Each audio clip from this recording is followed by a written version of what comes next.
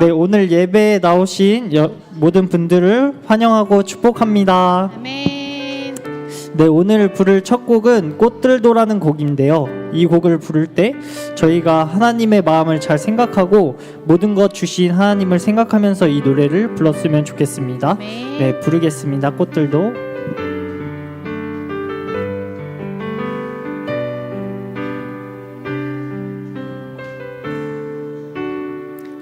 이곳에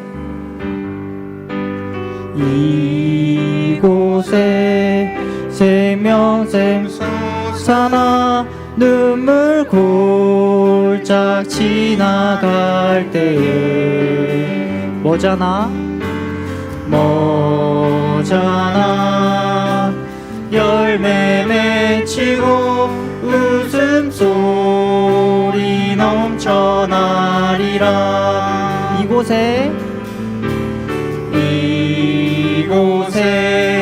생명샘 솟아나 눈물 골짝 지나갈 때에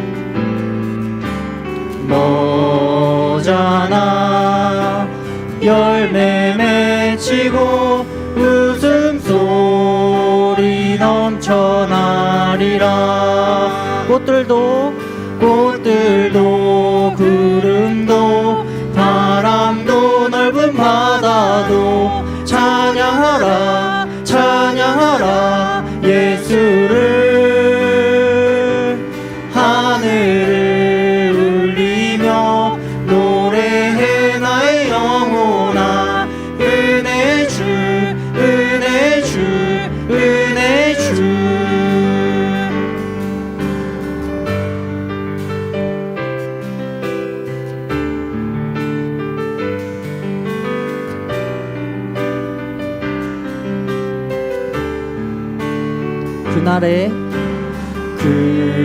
그날에 하늘이 열리고 모든 이가 보게 되리라.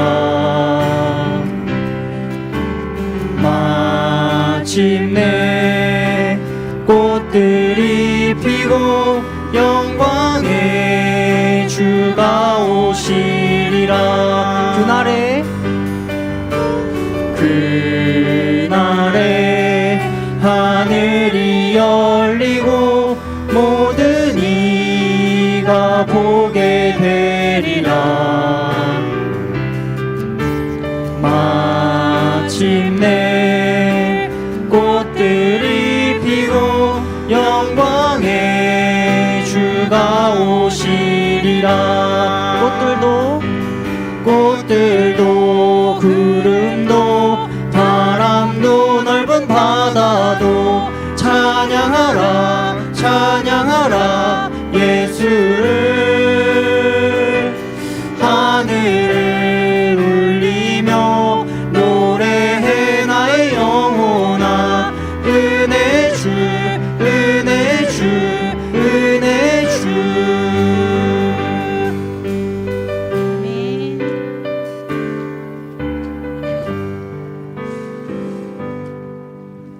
네, 다음 곡은 은혜라는 곡인데요. 네, 저희가 이 은혜라는 곡을 부르면서 한 가지 묵상을 했으면 좋겠습니다. 하나님께서 주신 모든 것들이 은혜임을 고백하는 그런 시간이 되었으면 좋겠습니다. 아멘.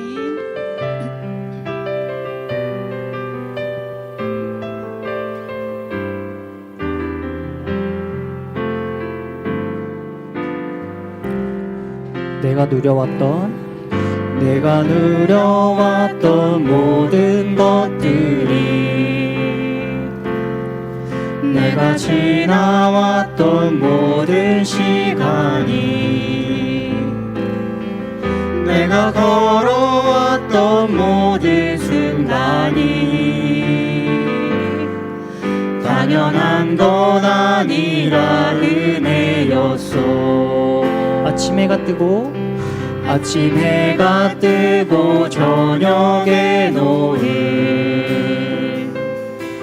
봄의 꽃향기와 가을의 열매 변하는 계절의 모든 순간 당연한 것 아니라 은혜였소. 모든 것이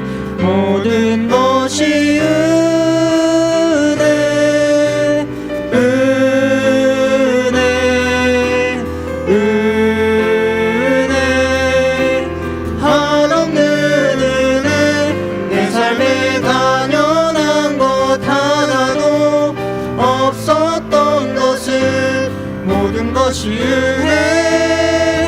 은혜였소. 네, 저희가 이 곡 2절을 다시 부르려고 하는데요. 2절을 부를 때 저희가 다시 이 가사를 묵상하면서 불렀으면 좋겠습니다.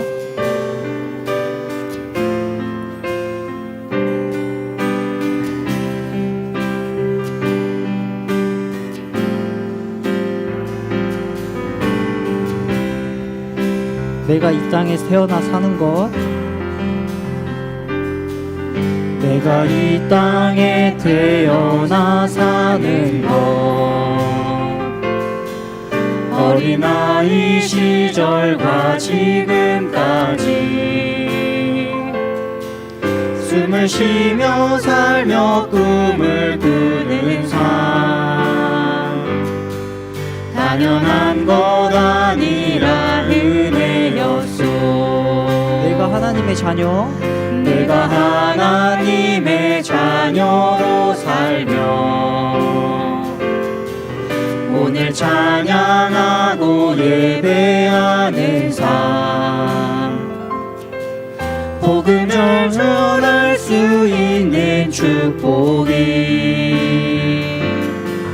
당연한 것 아니라 은혜였소. 모든 것이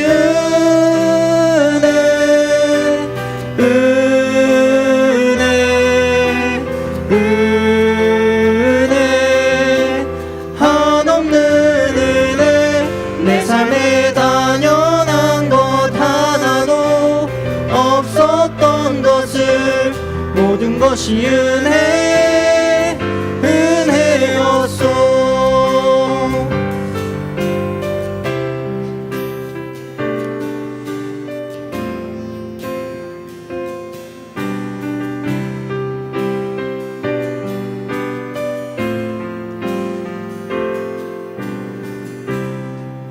네, 제가 기도하고 마치겠습니다. 네, 하나님 아버지 감사합니다. 오늘 이렇게 예배의 자리로 불러주셔서 감사드립니다. 오늘 함께하여 주시고 오늘 말씀 데살로니가 전서 5장 말씀을 마음속 깊이 새길 수 있도록 도와주시옵소서. 저희가 범사에 감사하는 한 주 되기를 기도드립니다. 예수님의 이름으로 기도드립니다. 아멘.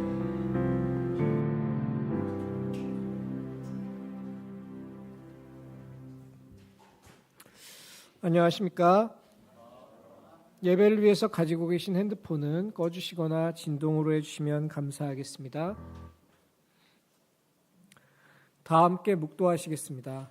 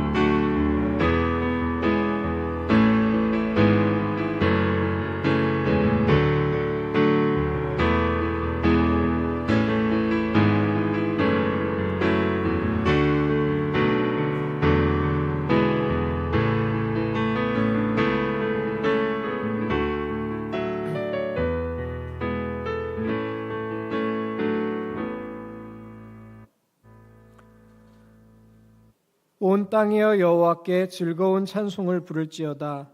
기쁨으로 여호와를 섬기며 노래하면서 그의 앞에 나아갈지어다. 여호와가 우리 하나님이신 줄 너희는 알지어다. 그는 우리를 지으시니요 우리는 그의 것이니 그의 백성이요 그의 기르시는 양이로다. 사랑이 많으신 하나님 아버지, 죄와 허물이 많은 저희들을 예수 그리스도의 대속의 은혜로 용서하시고 저희가 어떤 모습으로 있든지 포기하지 않고 함께해 주시니 감사합니다. 2025년 한 해 가운데 여러 일들이 있었지만 주님께서는 말씀으로 저희와 함께 하셨고 때마다 필요한 은혜와 도움을 허락해 주셨습니다. 이 시간 저희가 주님께 예배드리기 위해서 이 자리에 모였습니다. 말씀을 통해서 저희에게 주시는 한 말씀을 마음으로 영접하게 하시고 준비된 마음으로 집중해서 주님께 예배드리도록 도와주시기를 기도합니다. 예배를 섬기는 모든 분들 가운데 성령님의 지혜와 은혜가 충만하도록 도와주십시오. 성령님께서 이 자리의 주인이 되셔서 홀로 영광 받으시기를 기도합니다. 저희는 다만 예수 그리스도의 이름으로 기도드렸습니다. 아멘. 다 함께 일어서서 사도신경으로 신앙 고백하신 후 찬송가 31장을 부르겠습니다. 나는 전능하신 아버지 하나님 천지의 창조주를 믿습니다. 나는 그의 유일하신 아들 우리 주 예수 그리스도를 믿습니다. 그는 성령으로 잉태되어 동정녀 마리아에게서 나시고 본디오 빌라도에게 고난을 받아 십자가에 못 박혀 죽으시고 장사된 지 사흘 만에 죽은 자 가운데서 다시 살아나셨으며 하늘에 오르시어 전능하신 아버지 하나님 우편에 앉아 계시다가 거기로부터 살아있는 자와 죽은 자를 심판하러 오십니다. 나는 성령을 믿으며 거룩한 공교회와 성도의 교제와 죄를 용서받는 것과 몸의 부활과 영생을 믿습니다. 아멘.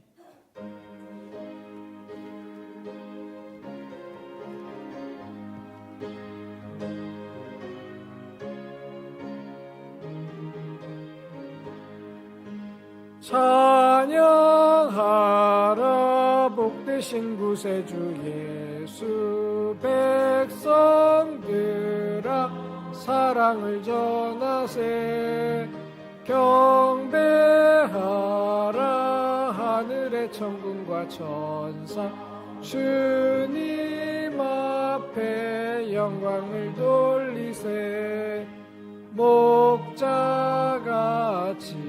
우리를 지키시고 종일 품에 늘 안아주시니 찬양하라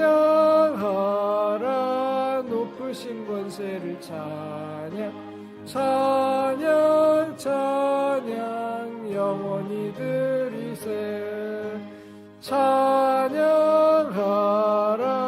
복되신 구세주 예수 우리 대신 죽임을 당했네 구주 예수 영원한 구원의 소망 경배하며 겸손히 절하세 찬양하라 우리 죄 지신 예수 그의 사랑 한없이 크셔라 찬양하라 높으신 권세를 찬양 찬양 찬양 영원히 드리네 찬양하라 복되신 구세주 예수 천사들아 즐겁게 찬양해 구주 예수 영원히 다스리시니 면류관을 주 앞에 드리세 구주 예수 세상을 이기시고 영광 중에 또다시 오시리 찬양하라 높으신 권세를 찬양 찬양 찬양 영원히 드리세 모두 자리에 앉아주시기 바랍니다. 이 시간은 이미스테반 목사님께서 대표로 기도해 주시겠습니다. 기도하시겠습니다. 오늘 다윗의 동네에 너희를 위하여 구주가 나셨으니 곧 그리스도 주시니라. 하나님 아버지, 우리를 위하여 구주 예수님을 하나기로 보내주셔서 감사합니다. 겸손하셔서 하나기로 오신 예수님을 저희가 마음에 모셔드리길 기도합니다. 전쟁으로 고통하는 우크라이나, 러시아, 이스라엘 백성들 긍휼히 여기시고 평화가 속히 임하길 기도합니다.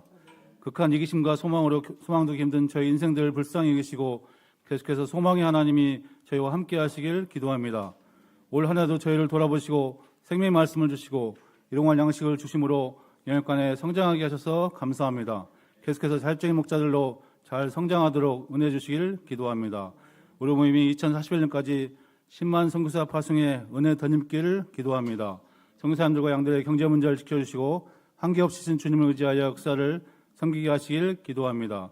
세계대표 라노드 목자님께 깊은 말씀 묵상과 기도 통해 성령 충만함 받도록 기도합니다. 머더베리 전유한 선지 선생님께 건강 주시고 중보기도 사역에 은혜 주시기를 기도합니다.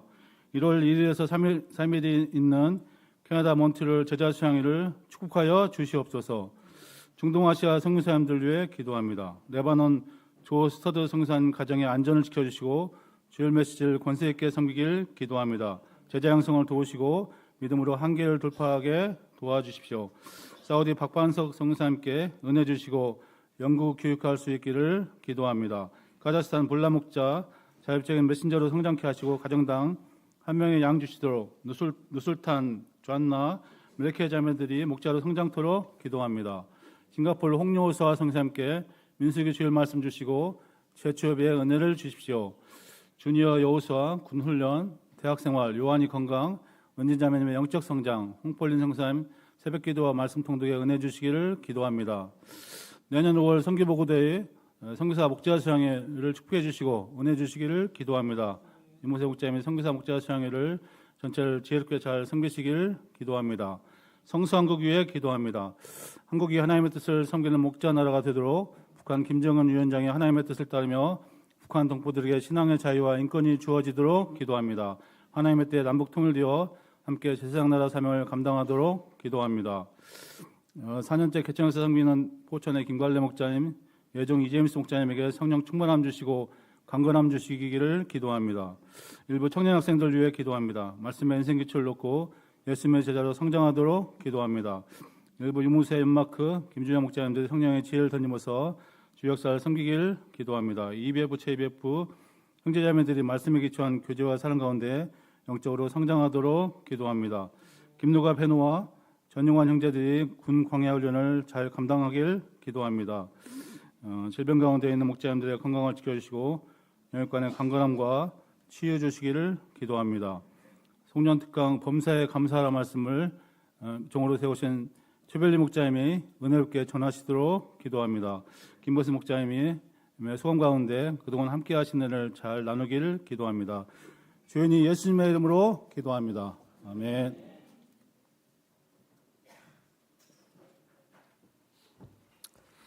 오늘 말씀 본문은 데살로니가전서 5장 16절부터 18절까지입니다. 말씀이 짧기 때문에 저와 여러분이 한 목소리로 같이 읽도록 하겠습니다.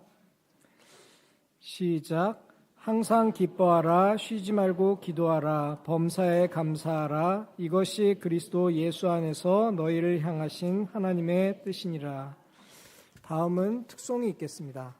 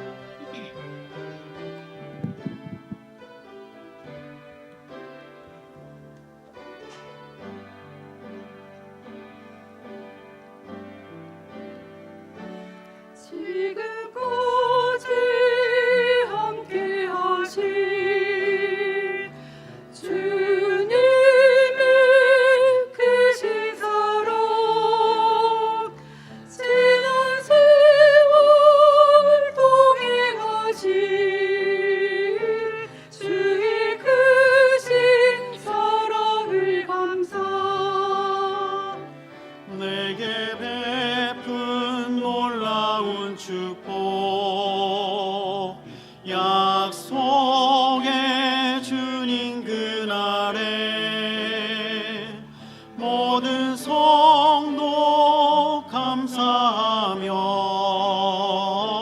주님 얼굴 맞이하리라.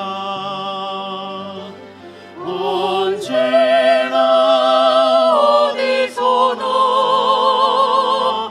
아름다운 찬양과 감사 하늘나라 바라보며 주님께 영광과 감사하세. 주의 사랑 감사해.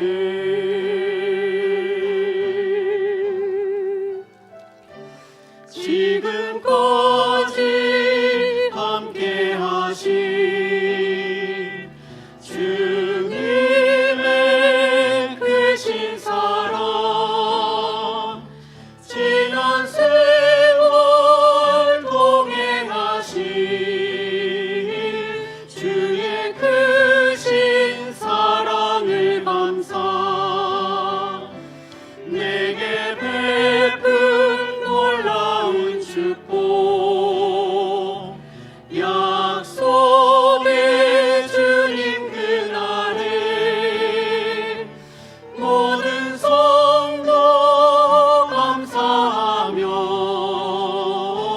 주님 얼굴 맞이하리라. 언제나 어디서나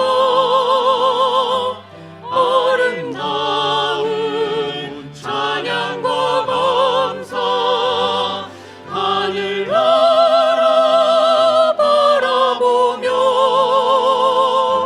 주님께 영광과 감사하세. 주의 사랑 감사해.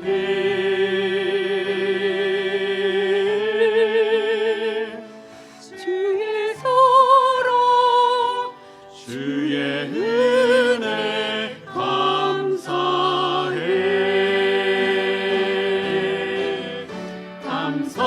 감사드리자 주님께 감사드리자. 오 놀라운 주님의 사랑을 노래하며 찬양해. 감사드리자 주님께 감사드리자. 찬양하세 할렐루야. 주께 찬양해. 감사드리자 주님께 감사드리자. 오 놀라운 주님의 사랑을 노래하며 찬양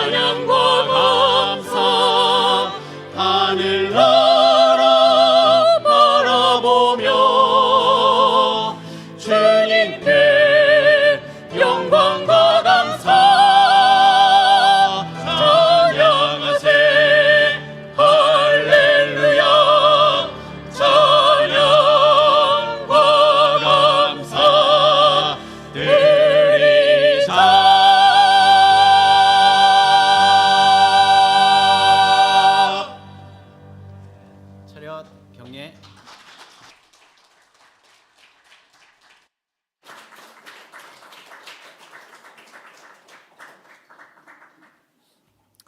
최빌리 목자님께서 말씀을 전해 주시겠습니다.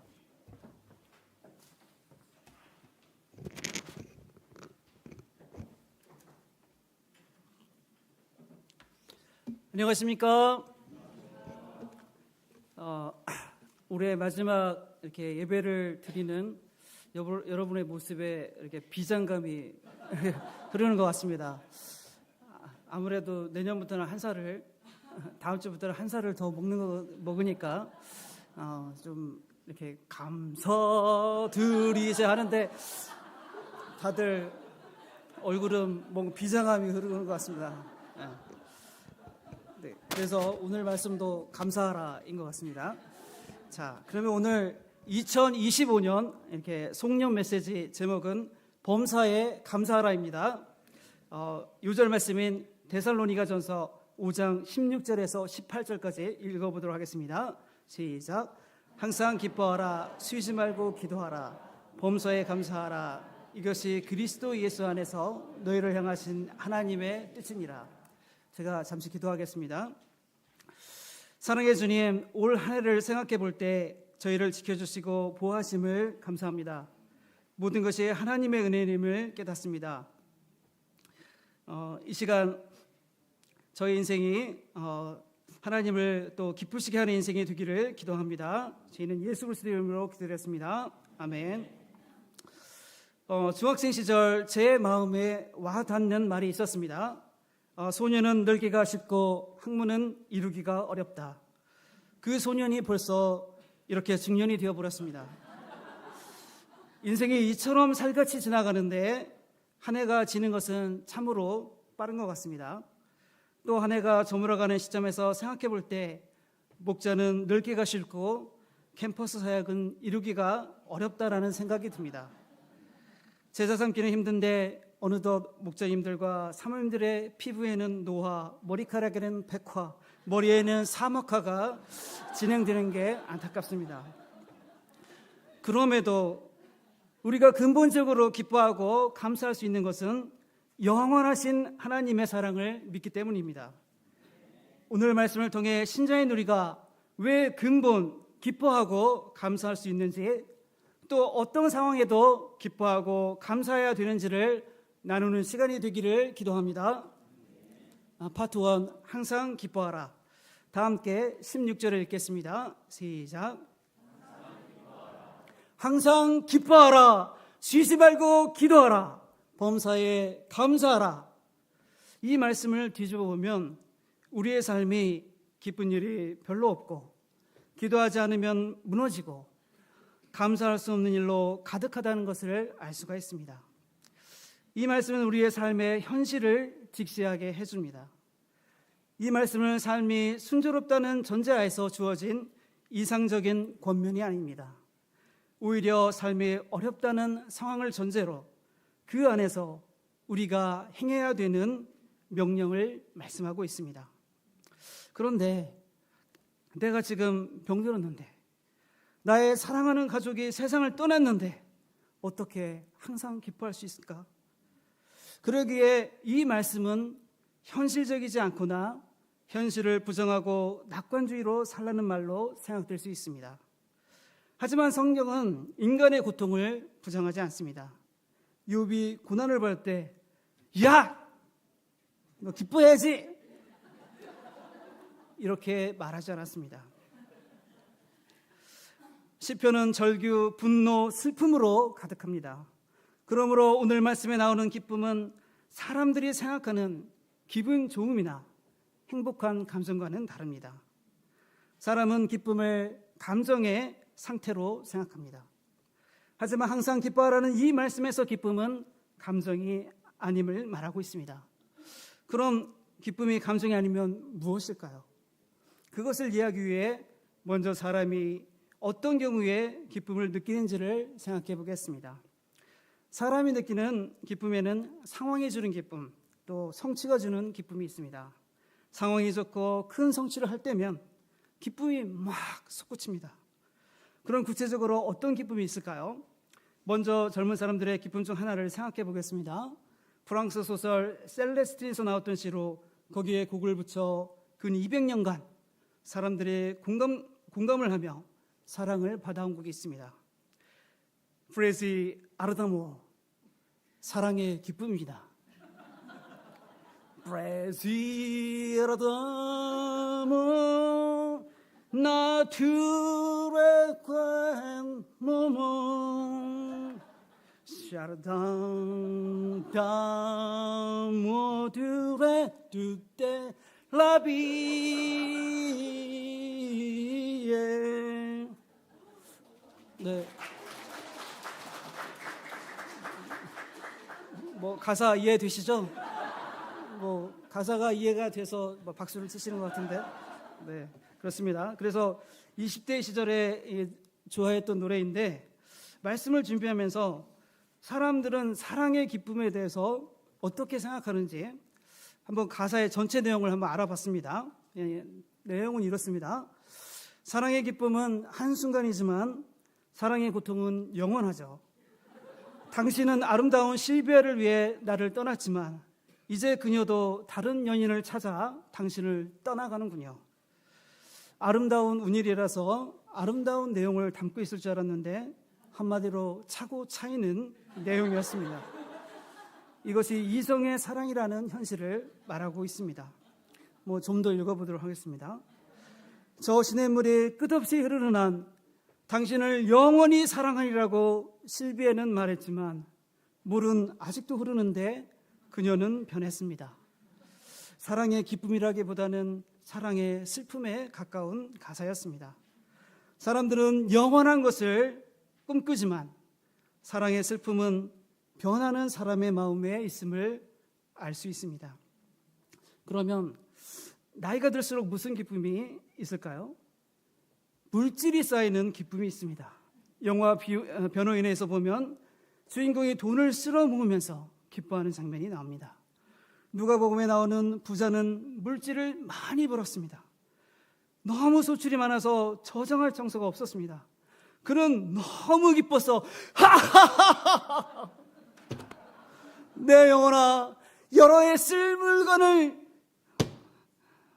쌓았으니 기뻐하고 즐거워하고 먹고 마시고 즐거워하자. 하하하하. 한 번쯤 이렇게 여러분도 살고 싶지 않습니까? 그런데 돈이라는 것이 마셔도 만족함이 없이 목마릅니다. 돈 때문에 친구와 싸우고 심지어 부모 형제와 갈라지는 것이 다반사입니다. 돈은 살아가는데 필요한 것이지 우리의 기쁨의 대상이 아닙니다. 우리에게는 그 외에도 대학 합격의 기쁨, 입사의 기쁨, 승진의 기쁨, 승리의 기쁨 등등 사람을 기쁘게 하는 것들이 많이 있습니다. 그런데 사람이 생각하는 기쁨들은 공통점이 있습니다. 바로 지속되지 않는다는 것입니다. 여러분 가운데 아직도 대학 합격의 기쁨을 간직한 분 있습니까? 입사 합격을 목이 빠져라 기다리다가 합격이 되면 너무 기쁩니다. 하지만 머지않아 출근하기 싫어 월요병이 생깁니다. 세상의 기쁨은 지속되지 않고 잠시뿐이라는 것입니다. 시간이 지나면 무감각해지고 변하고 퇴색하고 기억나지 않다가 사라져버립니다. 세상의 기쁨은 영원하지 않습니다. 인간이 근본적으로 항상 기뻐할 수 없는 이유가 여기에 있습니다. 거기다가 세상에는 많은 슬픔과 고통과 걱정이 기쁨을 앗아가고 무엇보다도 죽음 앞에서 모든 기쁨이 송두리째 사라져버립니다. 이처럼 사람은 근본 기뻐할 수 없는 구조입니다. 그런데 말씀은 어떻게 항상 기뻐하라 는 걸까요? 기뻐할 수 없는 상황에서 기뻐하는 것은 이 기쁨이 사람들이 생각하는 감성이 아님을 볼 수 있습니다. 신자가 항상 기뻐할 수 있는 것은 하나님과의 지속성에서 나오는 것입니다. 성경에서 말하는 기쁨은 즐거운 상태가 아니라 하나님과 사랑의 관계의 지속성에서 오는 기쁨을 말하고 있습니다. 끊을 수 없는 하나님의 사랑에서 오는 기쁨입니다. 그러기에 바울은 고린도 후서 6장 10절에서 신자에 대해서 근심하는 자 같으나 항상 기뻐하는 자라고 말하고 있습니다. 동일한 어려운 상황 가운데 있을 때 저 사람은 뭐 때문에 저렇게 기뻐할까? 신자가 세상 사람들처럼 기쁠 때 기쁘고 슬플 때 슬퍼하면 뭐 다를 게 있습니까? 신자인 우리가 어려운 가운데서 기뻐할 수 있는 근거가 있습니다. 그것은 하나님께서 우리의 슬픔과 절망의 뿌리인 죄와 사망을 몰아내어 주셨기 때문입니다. 다시는 고통과 슬픔이 없는 영원한 생명을 우리에게 주셨기 때문입니다. 그 하나님의 세상의 사랑처럼 순간이 아니라 영원히 변하지 않는 사랑을 하시기 때문입니다. 이러한 근거로 신자인 우리는 문제에 함몰되지 않고 항상 기뻐할 수 있습니다. 어떤 상황에서도 우리를 향해 변하지 않는 영원한 사랑을 하시는 하나님이 있으므로 우리는 근본적으로 항상 기뻐할 수 있고 항상 기뻐해야 합니다. 파트 2, 쉬지 말고 기도하라. 다 함께 17절을 읽겠습니다. 시작. 신자인 우리에게는 항상 기뻐할 수 있는 근본적인 이유가 있음을 보았습니다. 그러나 현실은 말씀과 괴리가 있어 보입니다. 세상은 생각처럼 간단하거나 만만치 않습니다. 말씀으로 기쁨을 충만히 받았지만 유튜브 영상을 보면서 기쁨이 사라질 수 있습니다.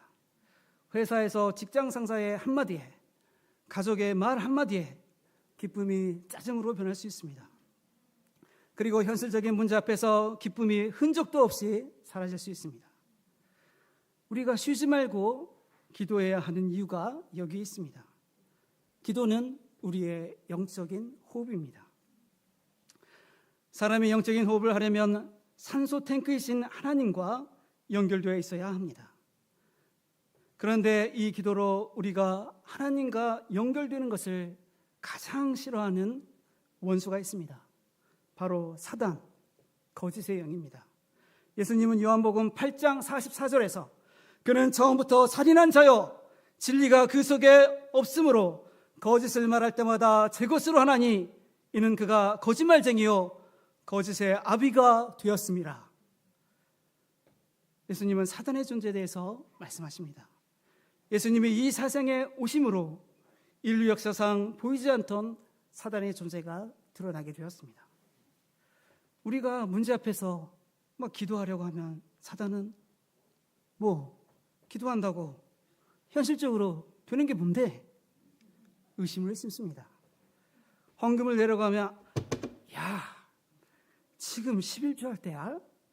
노후 생각해야지 노후. 집 사야지 돈 모아서. 너 금방 나이 먹는다. 말씀을 보려면 야 지금 말씀 볼 때야? 공부해. 자격증 따서 취직해야지. 그런 건 취직하고 나서도 얼마든지 할 수 있어. 그때 해도 돼. 세상 일에 집중하게 합니다. 때로는 마음을 부추깁니다. 야, 너 정도의 비주얼이면 다 통해. 자, 젊을 때 즐겨. 때로는 우리를 격노하게 합니다. 하나님이 있다면 어떻게 이런 일이 내게 일어날 수가 있어? 때로는 불평하고 원망하게 만듭니다. 왜 쟤는 하는 일마다 잘 되는데 나는 뭐야? 이게 고백한 하나님이야? 사단은 예상 못한 순간에 여러 다른 모습으로 다가와 우리가 어떻게든 하나님과 떨어지도록 반복적이고 지속적으로 우리를 속입니다. 그러기에 예배서 6장 12절은 우리의 싸움이 혈과 육의 싸움이 아니라 영적인 싸움임을 말씀하고 있습니다. 우리가 기도로 하나님과 연결되어 있을 때 우리는 사단의 관계를 분별할 수 있습니다. 사단의 유혹과 사단이 심는 두려움을 극복할 수 있습니다. 그러나 우리가 하나님과 연결되지 않을 때 상황에 맞게 간교하게 말하는 사단의 거짓을 우리는 불변할 수가 없습니다. 이게 내 생각이야 사단이 주는 관계인지 알 수가 없습니다. 사단의 밥이 됩니다. 기도는 신자이니까 해야 하는 의무라고 착각하기 쉽습니다. 그러나 기도의 실상은 나의 영적인 생명줄입니다. 만약 여러분이 하나님과의 연결이 일주일에 한 번, 수양이 참석해서 1년에 한 번 그렇게 연결된다면 어떻게 되겠습니까? 여러분의 영적인 상태는 죽지는 않겠지만 점점 형식만 남는 껍데기 신앙이 될 것입니다.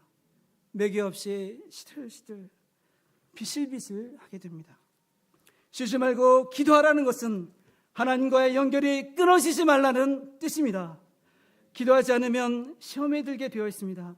기도가 끊어진 다윗을 생각해 보세요. 성경을 보면 다윗 왕이 되기 전에 그는 하나님께 항상 기도했습니다.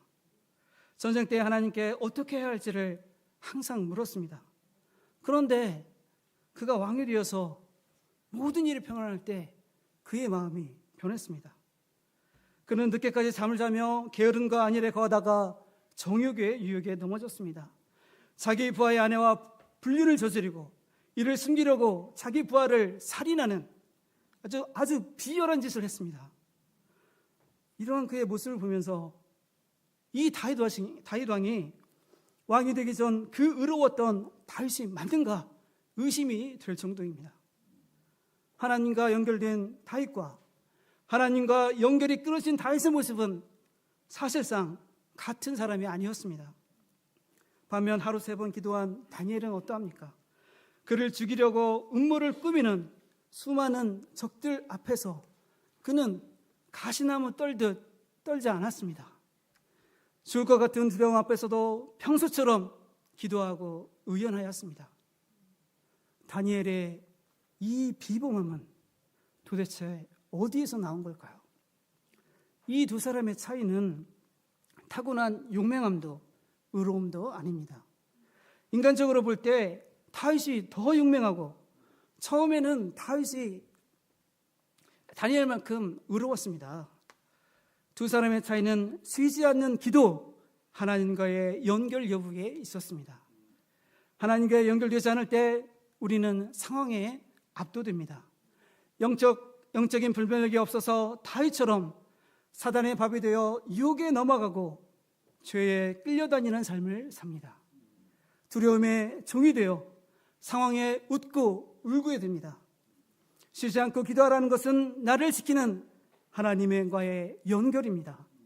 우리가 쉬지 않고 기도해야 하는 이유가 여기에 있습니다. 파트 3, 범사에 감사하라. 다 함께 18절 읽겠습니다. 시작.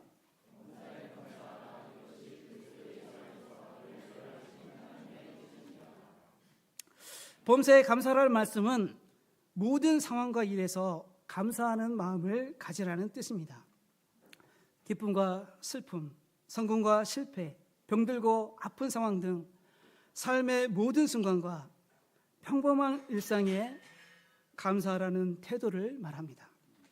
좋은 일에만 감사하는 것이 아니라 어려움과 고난 속에서도 감사하는 마음을 뜻합니다. 이는 단순한 감정이 아니라 신앙인의 삶의 태도의 자세로 강조되는 동목입니다. 일상을 살다 보면 우리에게는 감사보다는 불평한 일이 너무나 많습니다. 예전에 요회 모임에서 김주환 학생님이 아빠의 밥상이라는 시를 발표한 적이 있습니다. 어릴 적 밥상에는 어머니는 가장 맛있는 것을 아버지의 밥상 앞에 항상 두셨고 아이들은 아버지가 숟가락 들기를 기다렸습니다. 시 속에는 아내와 자식들에게 존중받는 그 아버지의 모습이 구구절절하게 묘사되었습니다. 시를 듣고 있자니 제 마음 가운데 그윽한 노스텔지아가 느껴졌습니다. 사모님들은 시큰둥한데 저는 눈물이 날 뻔했습니다. 그 시절 나도 아버지가 되면 그럴 줄 알았습니다. 그런데 세상은 변해 아버지 밥상은 온데간데 없고 애들의 밥생 시대가 되었습니다. 맛있는 것은 항상 애들 몫이고 애들 거라고 먹지 못하게 하였습니다. 돈은 내가 버는데 밥상은 애들이 차지했습니다. 극동방송에서 한 목사님이 맛있는 음식을 먹으려고 하니 목사님의 사모님이 애들 거라고 못 먹게 하는 것이었습니다. 그럼 직장 생활은 어떠합니까? 제가 처음 직장 생활할 때는 부장님의 권세는 막강했습니다. 퇴근은 부장님이 퇴근하기를 기다리다가 하였고, 일찍 들어가야 할 때는 부장님의 눈치를 봐야 했습니다. 그런데 제가 부장이 되니 아무도 눈치를 보지 않았습니다. 꼰대라는 단어가 한국 사회를 점령했기 때문입니다. 회사에서 라떼라는 말은 꺼내지도 못하는 문화가 생겼습니다. 꼰대 아닐 척 하려고 폭삭 속았수다. 이게 저만의 이야기가 아닙니다. 우리 애들이 고등학생일 때 얘기하는 것을 들어보니 요즘 초등학생 말이야 라떼하고 달라. 이해가 안 된다는 것이었습니다. 남녀노소를 막론하고 사람의 마음속에는 라떼가 자리 잡고 있는 것 같습니다. 일상을 생각해 보면 범사에 만족스러운 게 별로 없습니다. 감사 제목 100개 쓰라고 하면 머리를 쥐어짜야 합니다. 하지만 불평 제목 100가지는 그 자리에서 어렵지 않겠습니다. 그러면 정말 우리의 일상에는 감사할 일은 별로 없고 불평할 일만 그렇게 많은 것일까요? 속담 중에 원수는 돌에 새기고 은혜는 물에 새긴다는 속담이 있습니다. 이 속담은 사람이 얼마나 은혜와 감사를 쉽게 잊는지를 말해주고 있습니다. 사람은 감사보다 상처에 민감하고 은혜보다 손해에 예민하며 받은 것보다 빼앗긴 것을 더 크게 느낍니다. 많은 것을 잘 해주다가도 한 가지 서운하게 하면 감사의 마음은 온데간데 없고 서운한 감정만 남습니다. 상처만 돌에 새기고 감사는 계속 물에 새기면 결국 마음에는 상처의 비상만 남습니다. 그 결과 불평이 많아지고 관계가 메말라지며 삶이 점점 팍팍해지고 삶이 적대적으로 보입니다. 이처럼 사람은 상처는 저절로 돌에 새겨지는데 감사는 의도적으로 붙잡지 않으면 흘러가 버립니다. 그러므로 감사는 훈련이 필요합니다. 범사에 감사라는 말씀은 명령형입니다. 범사에 감사라는 것은 감사를 훈련하라는 것입니다.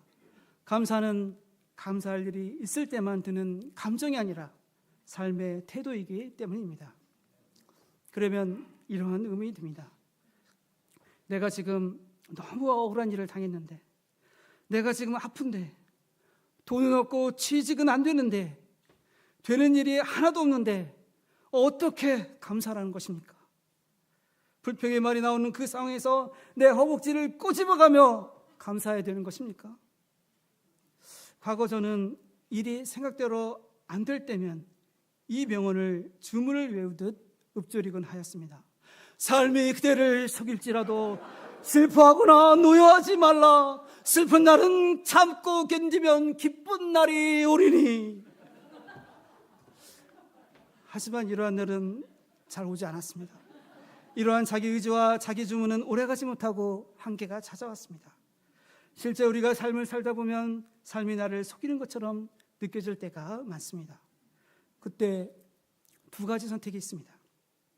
첫 번째는 내가 내 삶을 내 생각대로 해석을 하는 경우입니다. 이 경우는 상황의 의미를 결정하게 되고 그 결과 불평하고 분노하게 됩니다.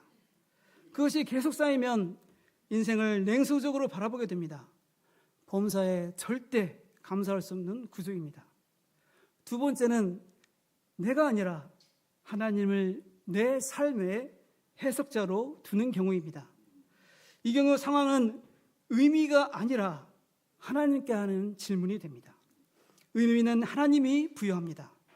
우리는 선하신 하나님을 믿고 나의 주어진 일을 하는 것입니다. 선하신 하나님이 우리의 인생을 주관하심을 믿는 것입니다. 일시적으로 고난이 있어도 결국 하나님께서 협력하여 선을 이루실 것을 믿음으로 감사할 수가 있습니다. 여러분, 요셉을 생각해 보십시오. 그거 얼마나 억울했습니까? 형들의 질투로 자유인이 하루아침에 종이 되었습니다. 하나님을 말씀대로 살려고 보디발 여사의 유혹을 뿌리쳤는데 상은 못 받을지언정 종보다 못한 죄수가 되고 감옥에 갇혔습니다. 이게 말이 되는 얘기입니까 지금? 그를 감옥에서 건져줄 어떠한 인맥도 없었습니다. 누명을 쓴 억울함, 평생 감옥에서 썩을 수 있다는 깊은 절망감. 여러분, 남일이라서 그렇지 여러분이 그렇다고 하면 어떻겠습니까? 요셉은 상황을 자신이 해석하며 절망하여 삶을 포기하지 않았습니다. 오히려 그 안에서 자신이 할 수 있는 최선을 다했습니다. 최선을 다한다는 것은 그 안에 감사의 힘이 있었다는 것입니다. 절망적인 상황에서도 범사에 감사할 수 있는 요셉의 비범함은 어디에서 나오는 것입니까? 사람의 의지와 강한 인간성에서 나오지 않습니다. 하나님을 믿는 믿음에서 나옵니다. 더 구체적으로 상황과 자신의 삶을 자기가 해석하는 것이 아니라 하나님께 해석을 맡기고 자신은 감사함으로 자신의 주어진 일을 하였습니다. 우리가 하나님을 믿고 이해할 수 없는 현 상황을 하나님께 맡길 때 우리는 범사에 감사할 수 있는 비범한 인생을 살 수가 있습니다.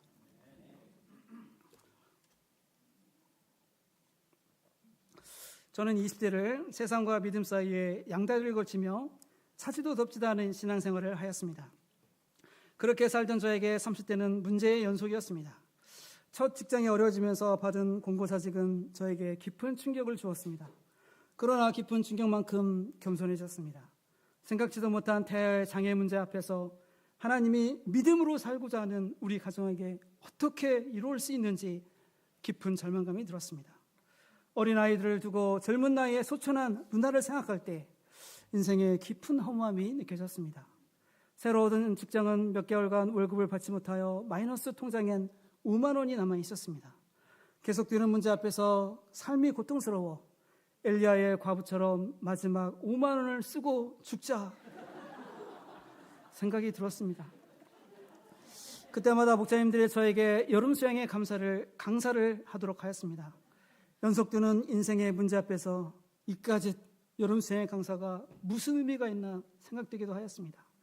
하지만 긴 장맛빛 속에서 깊은 밤까지 말씀을 보며 묵상을 하였고 제 인생을 돌아보았습니다. 저는 감사할 것이 없다고 생각했지만 뭔지 모르게 하나님의 은혜에 눈물이 흘렸습니다. 대기업에 들어갔을 때 하나님의 은혜라고 생각했습니다. 이제야 하나님이 안정적인 직장을 주셨다고 감사했습니다. 그런데 제가 속한 부서가 갑자기 중견기업에 팔려버리더니 그 중견기업이 어려워서 다시 회사에서 나와야 했습니다. 나는 뒤로 넘어져도 코가 깨지는 사람이라 생각했습니다. 그런데 목사님들이 이번에는 여름수양에서 샘물처럼 솟아나는 영생수를 전하라고 하였습니다. 아니 지금 있는 물도 다 말라 땅이 쩍쩍 갈라지는데 샘물처럼 솟아나는 영생수라니 영접이 되지 않았습니다. 순종하여 말씀을 묵상하다 보니 그래도 사마리아 여인보다 내 처지가 낫다 생각되었습니다. 말씀 속에 있을 때 백수라는 생활은 변한 게 없지만 뭔지 모를 희망이 생겼습니다. 여름 강사 메시지를 전하고 오랫동안 기도를 통해 들어간 회사라 기대가 되었습니다. 그런데 그곳에서는 루이 14세 사장님이 있었습니다. 짐이 곧 규가요, 짐이 곧 법이니라. 이분의 특기는 사람을 억울하게 만드는 것이었습니다.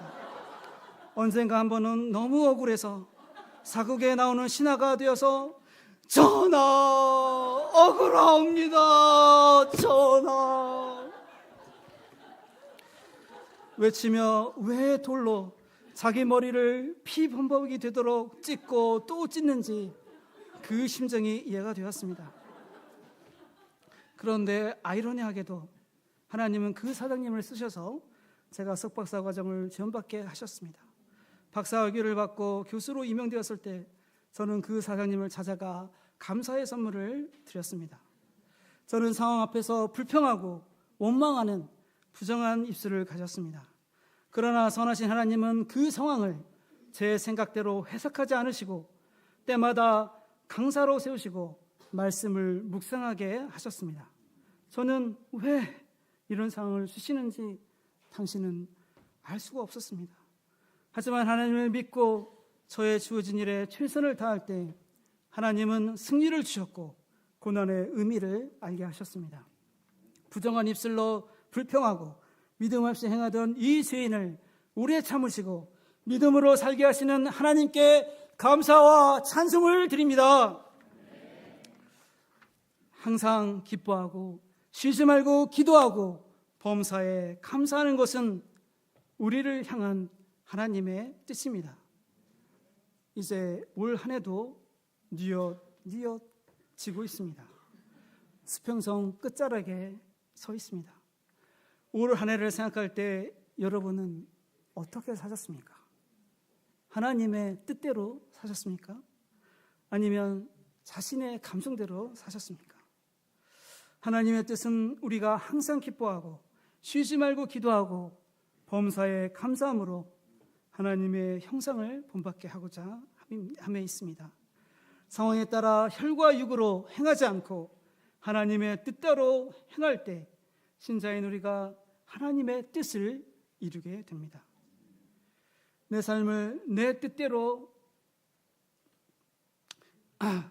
올해 많이 살았다면 내년에는 하나님의 뜻대로 행하는 일이 더욱 많아지기를 기도합니다. 그래서 저와 여러분이 한 해가 거듭될수록 하나님의 뜻에 더 부합되는 행복하고 복된 인생을 살 수 있기를 기도합니다. 다 함께 기도하고 마치도록 하겠습니다. 사랑해 주님, 저에게 항상 기뻐하고 쉬지 말고 기도하고 범사에 감사하라는 말씀을 주심에 감사합니다. 상황과 문제는 저희가 그렇게 살지 못하게 합니다. 하지만 저희가 이 말씀을 붙들고 하나님의 뜻을 행하는 삶을 살 수 있기를 기도합니다. 저희는 예수 그리스도의 이름으로 기도드렸습니다. 아멘.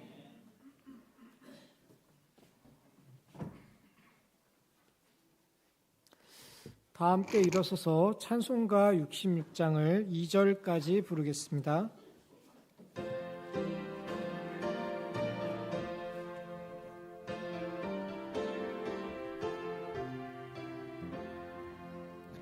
다 감사드리세 온 마음을 주께 바쳐 그 섭리 놀라워 온 세상 기뻐하네. 예부터 주신 복 한없는 그 사랑 선물로 주시네. 이제와 영원히 사랑의 하나님 언제나 함께 계셔. 기쁨과 평화에 복 내려 주옵소서. 몸과 맘 병들 때 은혜로 지키사 이 세상 악에서 구하여 주소서.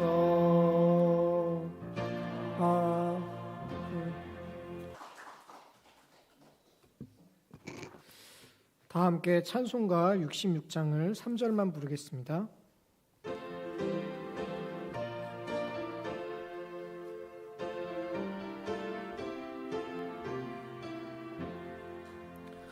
감사와 찬송을 다 주께 드리어라. 저 높은 곳에서 다스리시는 주님 영원한 하나님 다 경배하여라. 전에도 이제도 장래도 영원히. 아멘.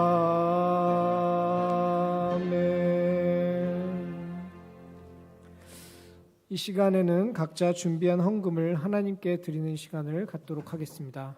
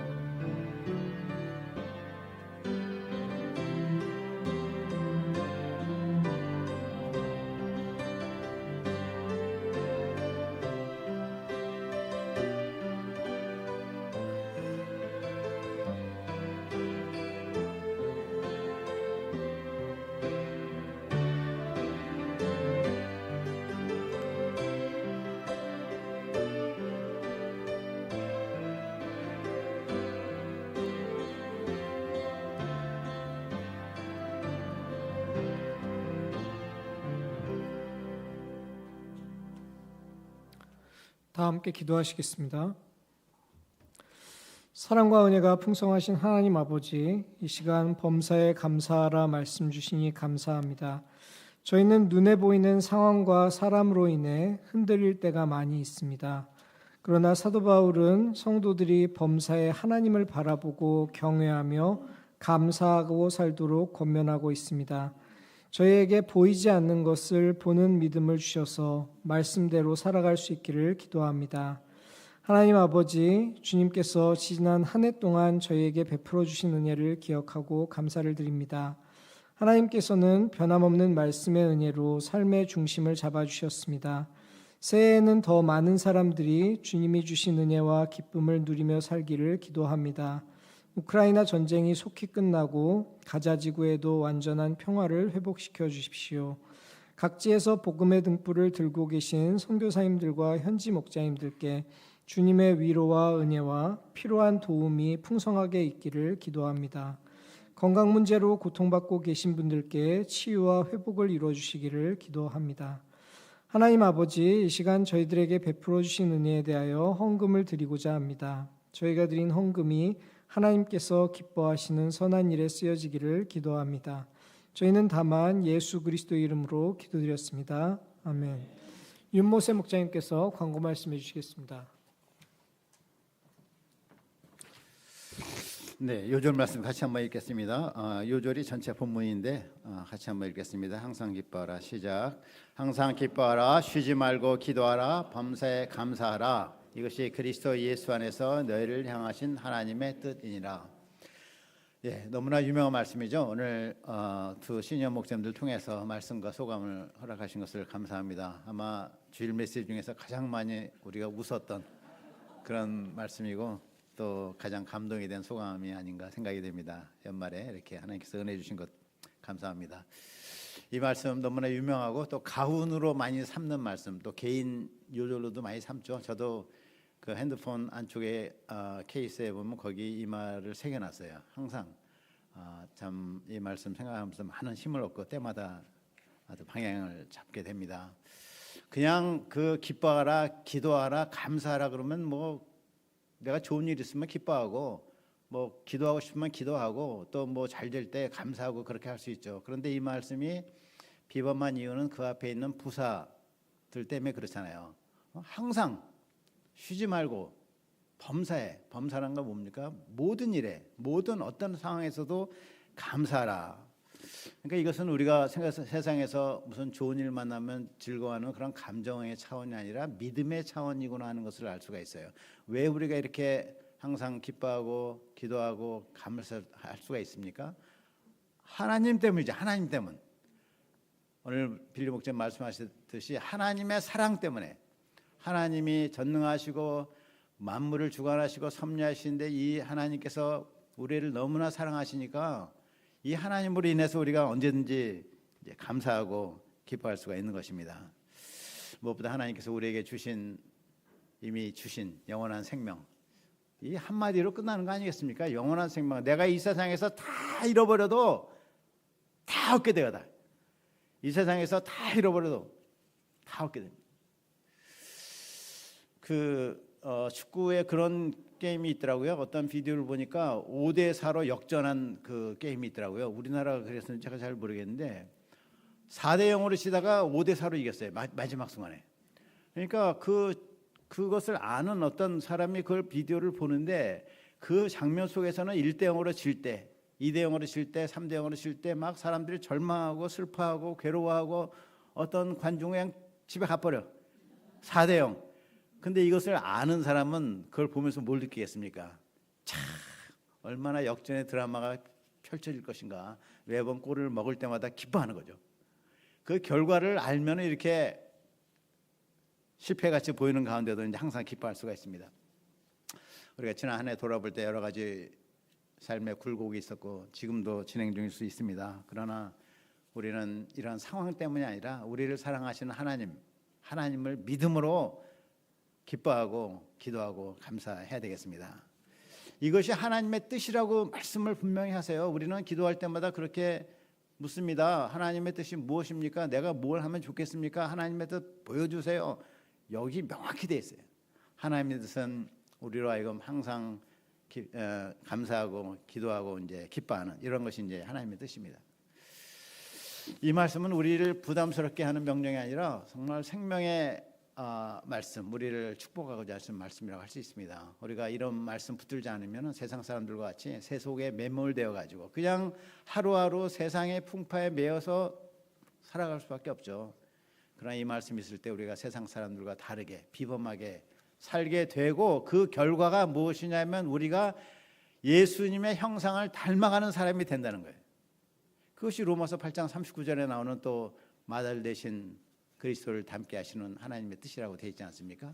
하나님의 뜻은 실천적으로도 나오지만 이 실천적인 명령을 우리가 순종할 때 우리로 하여금 예수님의 형상을 닮게 하는 하나님의 뜻을 하나님께서 이루게 됩니다. 쉬지 말고 기도하라. 쉽지 않은 명령인데 쉬지 말고 기도하라는 것은 호흡하듯이 하나님과 항상 연락된 상태로 살도록 하는 것이죠. 실제 삶에서 저는 개인적으로 도움받는 것이 짧게라도 하루 3번 무릎 꿇고 기도하는 다니엘서 6장 10절 말씀과 같이 뭐 길게 안 하더라도 짧게라도 기도하면 그것이 쉬지 말고 기도하게 하는 징검다리가 되는 것을 많이 체험했습니다. 그렇게 하니까 기도를 다시 생각하게 되고 또 생각하게 되고 계속해서 기도를 이어나가는 그런 것을 경험을 했는데 우리도 이제 실제적으로 내가 구체적인 기도 방향을 정해가지고 쉬지 않고 기도하면 그런 삶을 살면 좋겠습니다. 기도의 자리 나갈 때 무엇보다 감사한 것은 살아계신 하나님 아버지, 나의 모든 것을 아시는 나의 아버지, 살아계신 아버지, 하나님께 내 마음을 다 열어놓으면 아무것도 걱정할 게 없는 거예요. 그러지 않습니까? 뭘 걱정해요? 하나님께 다 털어놓고 자 주님께 기도했습니다. 해결해 주실 거 믿습니다. 하는 믿음 가운데 우리가 살아갈 수가 있습니다.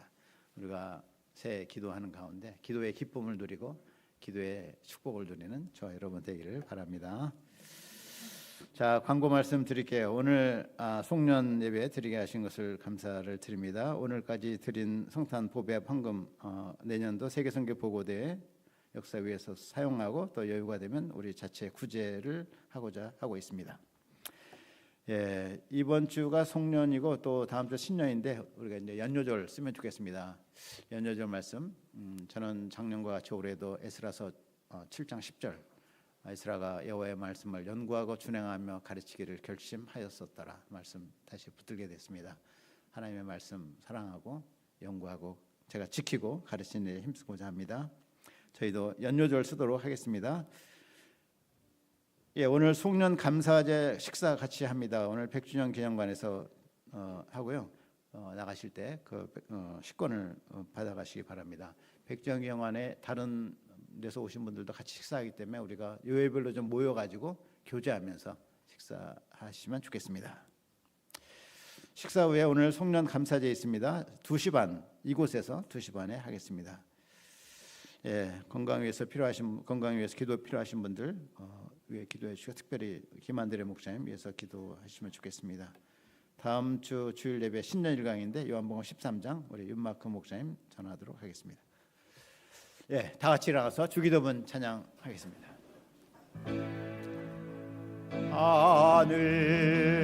하늘에 계신 아버지 이름 거룩하사 주님 나라 임하시고 뜻이 이루어지다.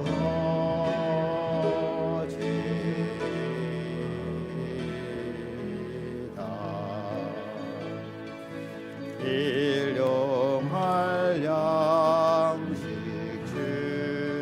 주시고 우리들의 큰 죄 다 용서하옵시고 또 시험에 들게 마시고 악에서 구원하소서. 내게 주의 나라 주의 권세 주의 영원히 아멘.